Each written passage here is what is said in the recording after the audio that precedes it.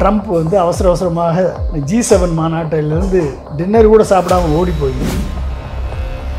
ஈரானை இன்றைக்கு அணுகுண்டு செய்வதற்கு தள்ளிவிட்டது ட்ரம்பினுடைய செயல். அப்போ அணு ஆயுத போர் வருமா இல்லையா? ட்ரம்ப்பும் நெட்டன்யாவும் சேர்ந்து அழிவை முடிவு செய்துவிட்டார்கள். ஏதாவது பலிகடா ஆவது யாரு?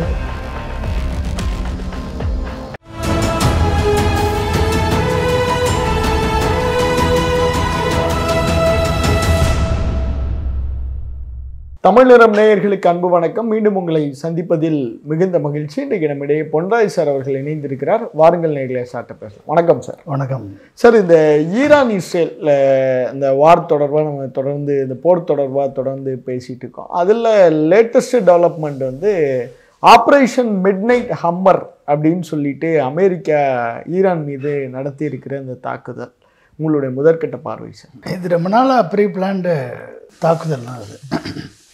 அதாவது ஈரான் வந்து இஸ்ரேலில் வந்து ஒட்டுமொத்தமாக அழிச்சிரும்ன்ற நிலைமை வரும் பொழுது அமெரிக்கா இந்த ஆப்ரேஷன் ஹம்மரை எடுத்திருக்கு கையில். ஸோ இதன் மூலமாக நியூக்ளியர் சைட்ஸை 3 நியூக்ளியர் சைட்ஸை வி ஹவ் ஆப்லிட்ரேட்டட் அப்படின்னு இருக்கார் ட்ரம்ப்பு. இதர் பீஸ் ஆர் ஃபோர்ஸ் அப்படின்னு சொல்லி அவர் அனௌன்ஸ் பண்ணியிருக்காரு.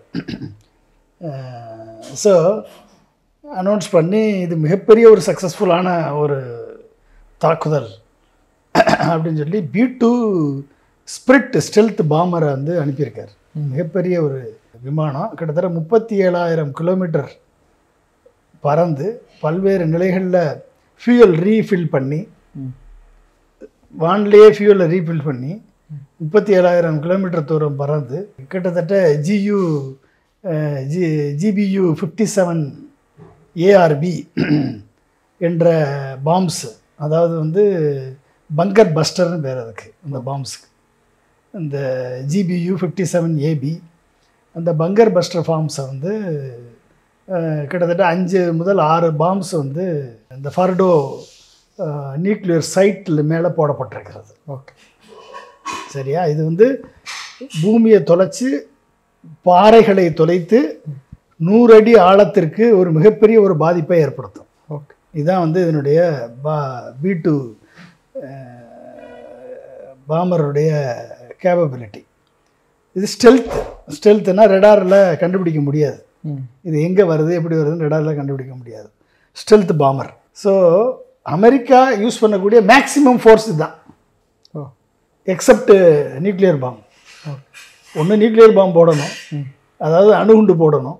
அணுகுண்டு போடுறதுக்கு முதல் கட்டமாக இப்படிப்பட்ட ஒரு பாமை போடுறதுக்கு ஒரு மிகப்பெரிய B-2 விமானத்தை பயன்படுத்தி ஈரானுடைய 3 நியூக்ளியர் சைட்ஸை வந்து தாக்கி அழித்திருக்கிறது அமெரிக்கா என்று ட்ரம்ப் அனௌன்ஸ் பண்ணியிருக்காரு.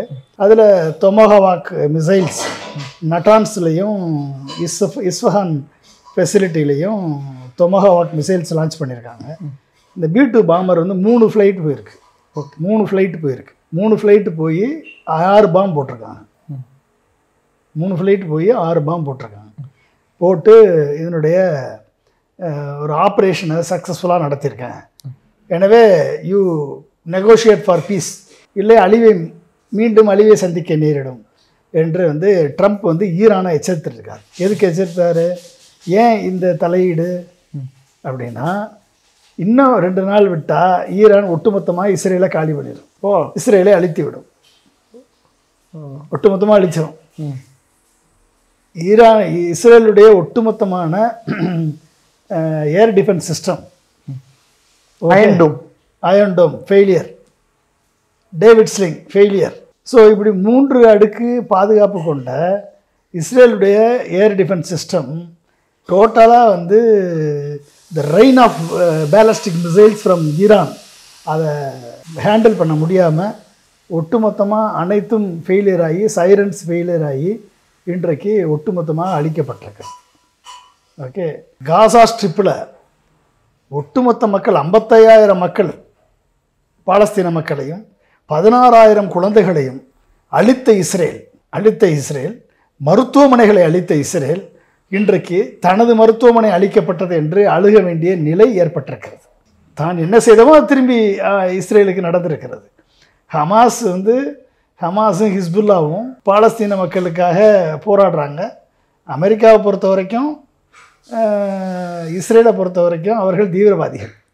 பாலஸ்தீன மக்களை பொறுத்த வரைக்கும், அரபு நாடுகளை பொறுத்த வரைக்கும், ஈரானை பொறுத்த வரைக்கும், ரஷ்யாவை பொறுத்த வரைக்கும் அவர்கள் தேசத்துக்காக போராடக்கூடிய சுதந்திர போராட்ட வீரர்கள். இப்படி தானே பார்க்குறாங்க. ஸோ இதை ஒட்டுமொத்தமாக ஹமாஸை அழித்து காசா ஸ்ட்ரிப்பை தரமட்டமாக்கி, ஒட்டுமொத்த காசா ஸ்ட்ரிப்பை தரமட்டமாக்கி 55,000 மக்களை கொன்று குவித்து 16,000 குழந்தைகளை கொன்று குவித்த இஸ்ரேல் இன்றைக்கு ஈரானின் தொடர் மழை போன்ற பேலஸ்டிக் மிசைல் தாக்குதலால் நிலைகுலைந்து போயிருக்கிறது. இனிமேலும் விட்டால் ஒட்டுமொத்தமாக இஸ்ரேல் அழிக்கப்பட்டு விடும் என்று தான் ட்ரம்ப் அவசர அவசரமாக G7 மாநாட்டிலிருந்து டின்னர் கூட சாப்பிடாமல் ஓடி போய் இந்த பியூட்டு பாமரை அனுப்பியிருக்கார். இன்றைக்கு அமெரிக்க மக்கள் இதற்கு எதிர்ப்பு தெரிவித்திருக்கிறார்கள். இது பிரசிடென்ட் ட்ரம்ப்பினுடைய செயல். இது அன்கான்ஸ்டிடியூஷனல் என்று காங்கிரஸ் சொல்கிறது. யுஎஸ் காங்கிரஸ் தான் இந்த முடிவை எடுக்க வேண்டுமே ஒழிய இந்த போர் முடிவை எடுக்க வேண்டிய அதிகாரம் பிரசிடென்ட் ட்ரம்ப்புக்கு கிடையாது. இது அன்கான்ஸ்டிடியூஷனல் என்று அமெரிக்க மக்கள் இன்றைக்கு தெருவில் இறங்கி யுஎஸ் காங்கிரஸ் இன்றைக்கு ட்ரம்ப்பினுடைய நடவடிக்கைக்கு எதிர்ப்பு தெரிவித்து போராட்டம் நடத்தி கொண்டிருக்கிறார்கள். இது சட்டவிரோதமான செயலை ட்ரம்ப் செய்திருக்கிறார். யாருக்காக? நெட்டன்யாகுக்காக. Who is Netanyahu? இஸ்ரேலுடைய பிரைம் மினிஸ்டர். நெட்டன்யாகு தான் சொன்னார். அப்போ நெட்டன்யாகுடைய பழைய கால ஆட்சி முறையில் ஈராக்கினுடைய அதிபர் சதாம் ஹுசைனை கொன்றளித்து விட்டால் ஈராக்கில் இருக்கக்கூடிய கெமிக்கல் வெப்பன்ஸ் எல்லாம் நம்ம அழித்து விடலாம். ஈராக் கெமிக்கல் வெப்பன்ஸ் வச்சுருக்கு, நியூக்ளியர் வெப்பன்ஸ் வச்சுருக்கு. இதுக்கு காரணம் சதாம் ஹுசைன் சர்வாதிகார ஆட்சி நடத்துகிறார். சதாம் ஹுசைனால் ஏகப்பட்ட மக்கள் கொல்லப்படுகிறார்கள் என்றெல்லாம் குற்றச்சாட்டு சொல்லி சதாம் ஹுசைனை ஒழிப்பதற்கு தூண்டுகோலாக இருந்தவர் நெட்டன்யாகு. என்ன காரணத்தை சொல்லி சதாம் ஹுசைனை தூக்கில் போட்டார்களோ, ஒழித்தார்களோ, அந்த காரணம் எதுவுமே நிரூபிக்கப்படவில்லை. அதே நெட்டன்யாகு தான் இன்றைக்கி ஈரானையும் ஈரான் மீது நடத்தப்பட்ட தாக்குதலில் இன்றைக்கு ரஷ்யா அதிபர் ட்ரம்ப்பை வாழ்த்துகிறார். இது வெற்றி என்று அவங்க 2 பேரும் வாழ்த்துறாங்க. எது வெற்றி? யாருக்கு வெற்றி? சரி, இதனுடைய சைட்ஸ், நியூக்ளியர் சைட்ஸ், இந்த 3 நியூக்ளியர் சைட்ஸ் ஈரானுடைய நியூக்ளியர் சைட்ஸ் என்ன? அந்த நியூக்ளியர் சைட்ஸ்னால் என்ன? ஃபர்டோனா என்ன? இஸ்ஃபஹான்னா என்ன? நட்டான்ஸ்னா என்ன நடக்குது? யுரேனியம் செறியூட்டுறோம் அப்படின்னு சொல்கிறாங்க. என்ன எப்படி பண்ணுறாங்க? இப்போ எல்லோ கேக்குன்னு பேர். அதாவது யுரேனியம் ஓர் எடுத்து மைனிங் பண்ணி மில்லிங் பண்ணி யுரேனியம் ஓர் கிடைக்குது, யுரேனியம் தாது கிடைக்குது. இந்த யுரேனியம் தாது அதிலிருந்து yellow cake is nothing but U3O8. அதாவது யுரேனியம் ஆக்சைடு. அந்த எல்லோ கேக்கு தான் யுரேனியம் ஆக்சைடு ஃபார்ம். அந்த ஆக்சைடு ஃபார்மை அதுக்கு பேர் எல்லோ கேக்குன்னு பேர். இந்த எல்லோ கேக்கை அப்படியே யூஸ் பண்ண முடியாது. இதை நீங்கள் மாற்றணும், கன்வெர்ட் பண்ணணும், UF6 மாற்றணும். அதாவது யுரேனியம் ஹெக்ஸாஃப்ளோரைடாக மாற்றணும், யுரேனியம் ஹெக்ஸோஃப்ளோரைடு கேஸாக மாற்றணும். இந்த யுரேனியம் எல்லோ கேக்கை யுரேனியம் ஹெக்ஸோஃப்ளோரைடு கேஸாக மாற்றுற ஃபெசிலிட்டி தான் இஸ்ஃபஹான் ஃபெசிலிட்டி. இஸ்ஃபஹானில் நடக்கக்கூடிய கன்வர்ஷன் ஃபெசிலிட்டி. அதாவது ஓர்லேருந்து uranium oxide, uranium oxide is nothing but uranium cake, yellow கேக்லேருந்து யுரேனியம் UF6 அதாவது யுரேனியம் ஹெக்ஸாஃப்ளோரைடு கேஸாக மாற்றணும்.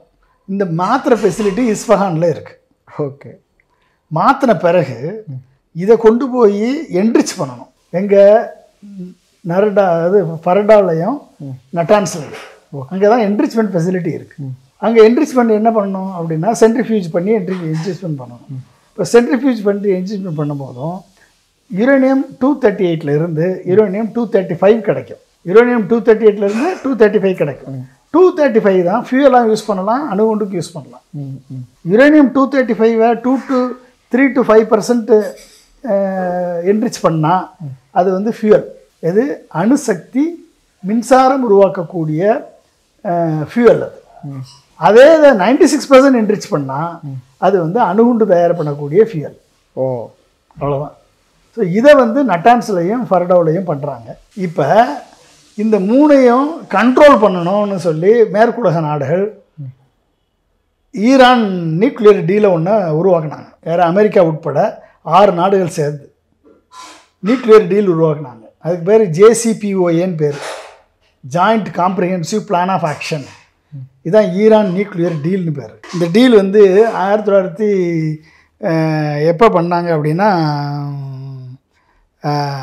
2015 ஜூலை 14, 2015 அந்த டீல் உருவாக்கப்பட்டது. யார் யார் பார்ட்டிஸ் இன்வால்வ்டு அப்படின்னு பார்த்தீங்கன்னா ஈரான், P5+1ன்னு பேர். ஓகே. யார் P5?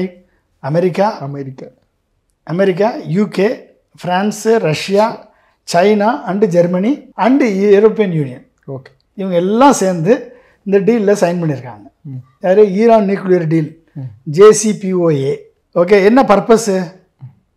ஈரானுடைய நியூக்ளியர் ப்ரோக்ராமை வந்து, நியூக்ளியர் கேப்பபிலிட்டியை வந்து இது வந்து பீஸ்ஃபுல் பர்பஸுக்காக மட்டும் யூஸ் பண்ணணும், அணு ஆயுதம் தயாரிப்பதுக்கு யூஸ் பண்ணக்கூடாது என்பது தான் பர்பஸ். ஓகே.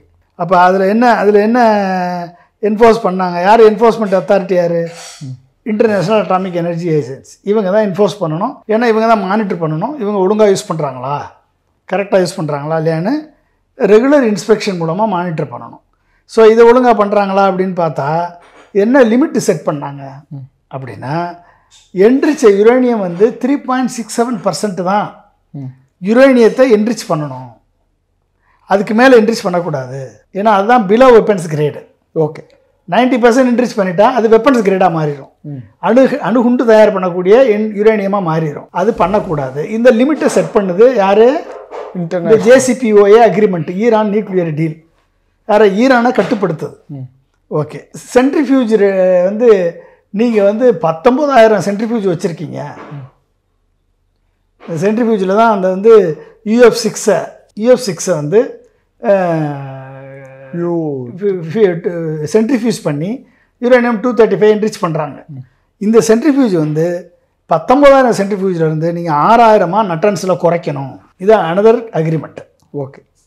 ஓகே. அதே மாதிரி ஃபர்டோவில் எந்த என்ரிச்மெண்ட் ஃபெசிலிட்டி வச்சுக்கிறக்கூடாது, இது அடுத்த அக்ரிமெண்ட். அப்புறம் ஃபர்டோவில் வந்து ஃபர்டோ வந்து என்ரிச்மெண்ட் பிளான்லேருந்து அது ரிசர்ச் பிளான்ட்டாக மாற்றணும், ரிசர்ச் பர்பஸ்க்கு மட்டும்தான் யூஸ் பண்ணணும், ரிசர்ச் ஃபெசிலிட்டியாக மாற்றணுன்றது அடுத்தது. அடுத்து ஆர்க் ரியாக்டர், இது வந்து டெஹ்ரானில் இருக்குது. இந்த ஆர்க் ரியாக்டரை வந்து ரீடிசைன் பண்ணணும். என்ன ரீடிசைன் பண்ணணும்?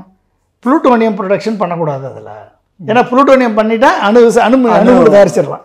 அங்கே என்ரிச் யுரேனியம் பண்ணுறோம், இங்கே ப்ளூட்டோனியம் பண்ணால் அணுகுண்டு தயாரிச்சு பண்ணிடலாம். அப்போ ஈரானை 3.67% தான் யுரேனியத்தை என்ரிச் பண்ணணும், 235 90% பண்ணக்கூடாது. அதே மாதிரி ஆர்க்கு ஃபெசிலிட்டியில் நீ ப்ளூட்டோனியம் பண்ணக்கூடாது. இதெல்லாம் அக்ரிமெண்ட்டு. இந்த அக்ரிமெண்ட்டுக்கெல்லாம் ஒத்துக்கிட்டு ஈரான் சைன் பண்ணியிருக்கு. அதே மாதிரி 10,000 கிலோகிராம் யுரேனியம் ஸ்டாக் பைல் பண்ணுறதுல இருந்து 300 கிலோகிராம் தான் வச்சுக்கணும் நீங்கள். இது அனதர் கண்டிஷன். எது? 300 கிலோகிராம் தான் வச்சுக்கணும் ஃபார் 15 இயர்ஸ், 15 வருஷத்துக்கு இதை நீங்கள் வச்சுக்கணும்னு அனதர் கண்டிஷன் போட்டாங்க. இது எல்லாமே வந்து IEA மேற்பார்வையில் நடக்கணும். இது நடந்துக்கிட்டு இருந்துச்சு. ஈரான் இதை கேட்டு இதேபடி பிரகாரம் நடந்துக்கிட்டு இருக்கு. அப்போ ஈரான் வந்து எதுக்கு கண்ட்ரோல் பண்ணுச்சு? இஸ்ரேல் NPTயில் சைன் பண்ணலை, ஈரான் NPTயில் சைன் பண்ணியிருக்கு. நியூக்ளியர் ப்ரொலிபரேஷன் ட்ரீட்டியில் இஸ்ரேல் சைன் பண்ணலை. இஸ்ரேல்கிட்ட நியூக்ளியர் பாம் இருக்குது, ஈரான்கிட்ட நியூக்ளியர் பாம் இல்லை. ஆனால் ஈரானை நீ கண்ட்ரோல் பண்ணுறான், நீ நியூக்ளியர் பாம் பண்ணக்கூடாதுன்னு. ஈரானை நீ பீஸ்ஃபுல் யூஸுக்கு தான் நீ யூஸ் பண்ணணும்னு ஈரானை கண்ட்ரோல் பண்ணுறது யார்? Israel. America, P5 Nations, America உட்பட எல்லா நாடும் சேர்ந்து நீ நியூக்ளியர் பண்ணக்கூடாது அப்படின்னு கண்ட்ரோல் பண்ணாங்க. அது ஒத்துக்கிட்டு ஈரான் சைன் பண்ணியிருக்கு. JCPOAல சைன் பண்ணியிருக்கு. ஈரான் நியூக்ளியர் டீலில் சைன் பண்ணியிருக்கு. நம்ம எப்படி 1, 2, 3 நியூக்ளியர் டீலில் சைன் பண்ணமோ யுரேனியம் வாங்குறதுக்காக அப்படி சைன் பண்ணியிருக்காங்க. பட் நம்மளை வந்து அவங்க ப்ளூட்டோனியம் ப்ரொடக்ஷனையோ அதை கண்ட்ரோல் பண்ண முடியாது. We will use for minimal for our safety and no first use. இது நம்மளுடைய பாலிசி, இந்தியாவுடைய பாலிசி. ஸோ இதை வந்து இது எதுக்காக ஈரான் பண்ணுச்சு, எதுக்காக ஈரான் சைன் பண்ணுச்சு?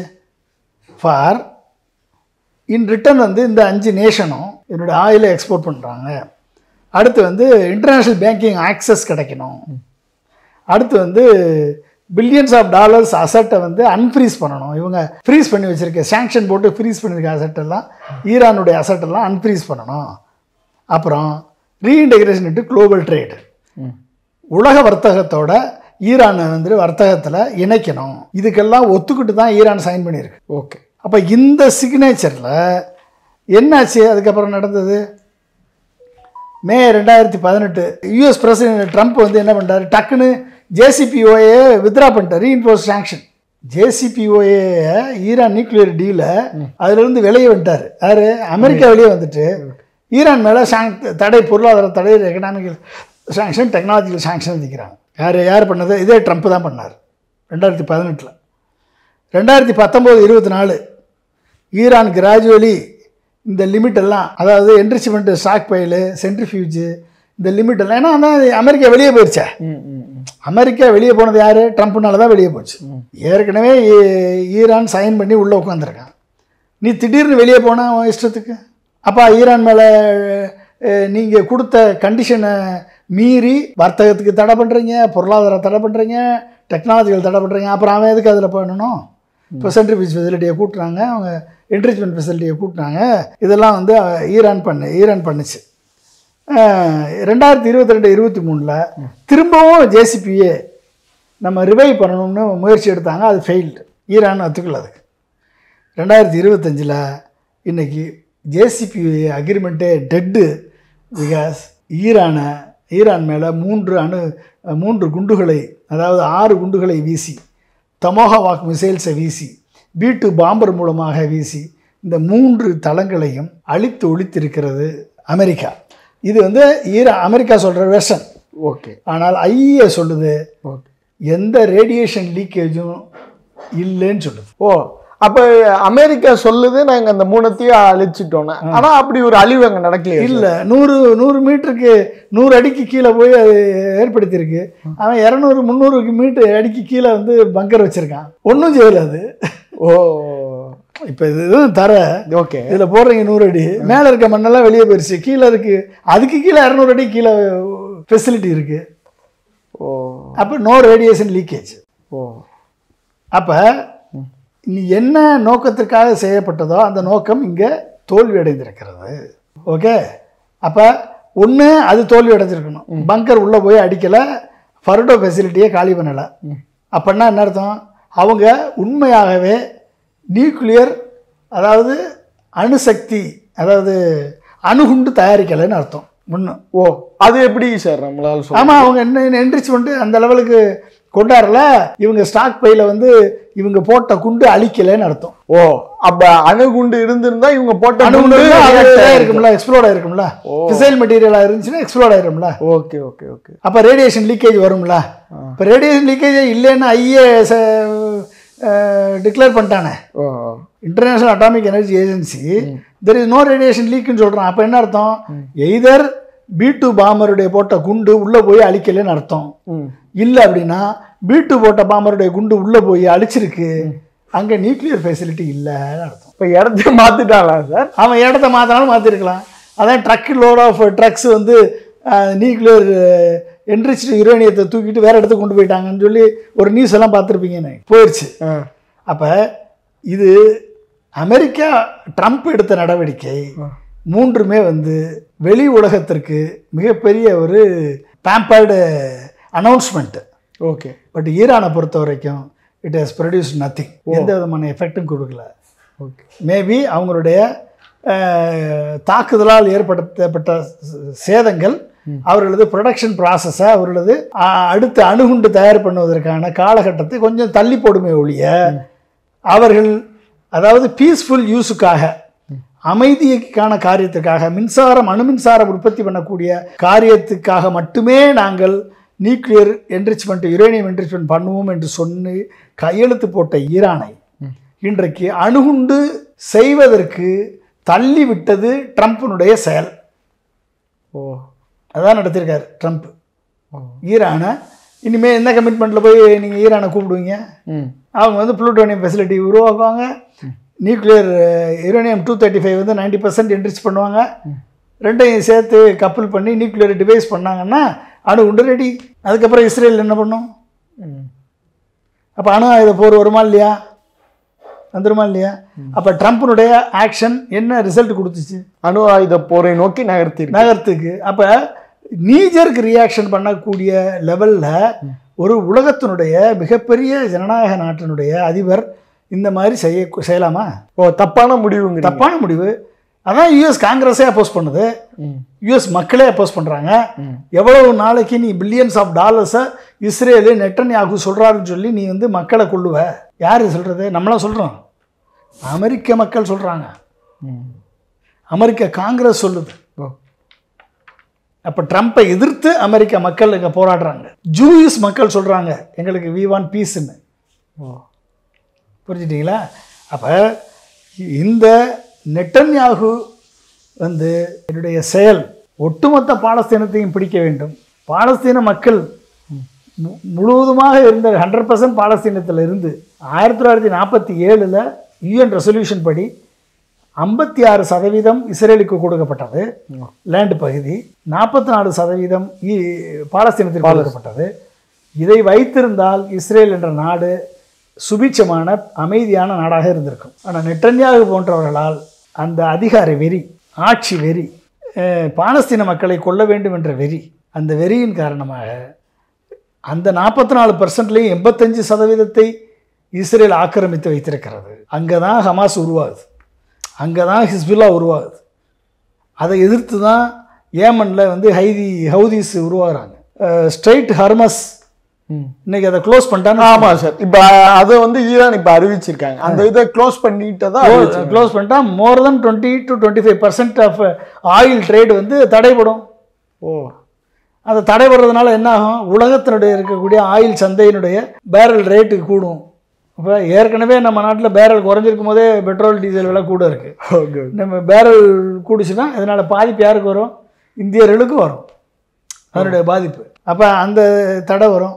ஹேமன் வந்து நான் போரில் வந்து நாங்களும் ஜாயின் பண்ணுறோம்னா அதிகாரப்பூர்வமாக அனௌன்ஸ் பண்ணிட்டாங்க. அப்போ நீ வந்து அந்த அந்த எங்களுடைய கடல் பாதையில் ஒரு அமெரிக்க கப்பல் இருக்கக்கூடாது, உடனடியாக லொக்கேட் பண்ண, இல்லைன்னா நான் தாக்குதல் நடத்துவேன்னு அவன் சொல்லிட்டான்.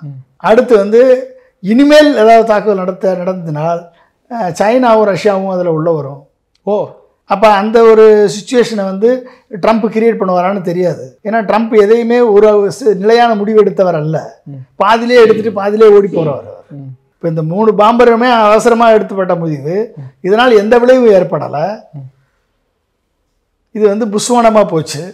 ஸோ ஈரான் வந்து திரும்பி தனது தாக்குதலை டெல்லவில் மேலே ஒட்டுமொத்தமாக இஸ்ரேலை ஃபினிஷ் பண்ணி முடிக்கிறதுக்கான வேலையை ஈரான் ஆரம்பிச்சாச்சு. இப்போ இஸ்ரேலோட அழிவு கிட்டத்தட்ட இஸ்ரேலோட அழிவை ட்ரம்ப்பும் நெட்டன்யாவும் சேர்ந்து அழிவை முடிவு செய்து விட்டார்கள். அதான் நடக்குது சார். இப்போ இந்த போரினுடைய போக்கு இனி வரும் காலங்களில் எப்படி சார் இருக்கும்? இந்த வடகொரியா அலைனானது ஒரு முக்கியமான துருப்புச்சீட்டு அப்படின்னு சொல்கிறாங்க. அதோட இம்பார்ட்டன்ஸ் என்ன சார்? ஆமாம், வடகொரியா, சைனா, ரஷ்யா, இவங்கெல்லாம் வந்து இந்த போர் வந்து மீண்டும் வந்து நீங்கள் வந்து ஒரு ஜனநாயக விரோத முறையில் செயல்பட்டா. ஆக்சுவலாக அமெரிக்கா என்ன பண்ணியிருக்கணும்? ஐக்கிய நாடு சபையில் என்ன பண்ணியிருக்கணும்? ஐக்கிய நாடு சபையே இதை வந்து டேஞ்சரஸ் எஸ்கலேஷன் சொல்லியிருக்காங்க. அப்போ ஐக்கிய நாடு சபையிலே வந்து இதை வந்து டேஞ்சரஸ் எஸ்கலேஷன்னு ட்ரம்ப்பை வந்து வார்ன் பண்ணும் பொழுது ஐக்கிய நாடு சபையில் இன்றைக்கி செயலிழந்து காணப்படுகிறது. ஏன்னா ஒட்டுமொத்த வீட்டோ பவரும் அமெரிக்காட்ட இருக்குது. அப்போ ஐக்கிய நாடு சபை ஒன்று இருக்கா இல்லையான்றதே கொஸ்டினாக இருக்குது. ஏன்னா 1947 போட்ட ஐக்கிய நாடு சபை தீர்மானத்தையே நீ நிறைவேற்ற விட மாட்டேற அப்படின்னா அப்போ ஐக்கிய நாடு சபை இருந்தேன்னா இல்லைன்னு போனேன். அப்போ வந்து உலகத்தில் வந்து வல்லவன் வகுத்தது வலி அப்படின்னு தானே போகும். ஸ்ட்ரென்த் ரெஸ்பெக்ட் ஸ்ட்ரென்த் தானே போகும். அப்போ எவனுக்கு தகுதி இருக்கோ, எவனுக்கு திறமை இருக்கோ, எவனுக்கு வந்து ஸ்ட்ரென்த் இருக்கோ அவன் அடிச்சுட்டு போவான். அப்படின்னா அங்கே எங்கே அமைதி வரும்? மக்கள்கிட்ட எங்கே அமைதி வரும்? இஸ்ரேலில் மக்கள் செத்தாலும் மக்கள் தான், இஸ்ரேலில் குழந்தைகள் செத்தாலும் குழந்தைகள் தான். அதே குழந்தைகள் பாலஸ்தீனத்தில் செத்தாலும் அந்த குழந்தைகள் தானே, மக்கள் செத்தாலும் அந்த மக்கள் தானே. அப்போ நீங்கள் உங்களுடைய அதிகார வெறிக்கும் நிலத்தின் மீது ஏற்பட்ட நிலத்தை கையகப்படுத்துவதில் ஏற்பட்ட ஆசை வெறிக்கும் உங்களுடைய டெக்னாலஜி வார்ஃபேரை வந்து நான் வந்து சுப்பீரியாரிட்டியை காண்பிக்கிறதுக்காக நீங்கள் அடுத்த நாடு மீது போர் தொடுப்பதற்கும் இதனால் பலிகடா ஆவது யார்?